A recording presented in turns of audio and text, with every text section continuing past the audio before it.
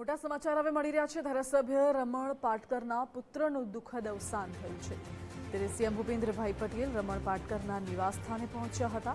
સીએમએ વિલાસ પાટકરને ભાવભીની શ્રદ્ધાંજલિ પાઠવી છે। ભૂપેન્દ્રભાઈ પટેલે પાટકર પરિવારને સાંત્વના આપી હતી અને સીએમએ એવું કહ્યું કે રમણભાઈ તમારી તબિયત સાચવજો। વિલાસ પાટકર લાંબી બીમારી બાદ મૃત્યુ પામ્યા છે।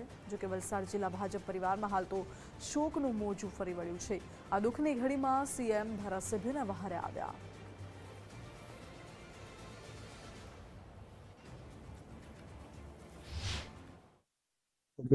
એક પરિવારમાંથી અમારો સભ્ય પુત્ર અમને ગુમાવી ચૂક્યા છે।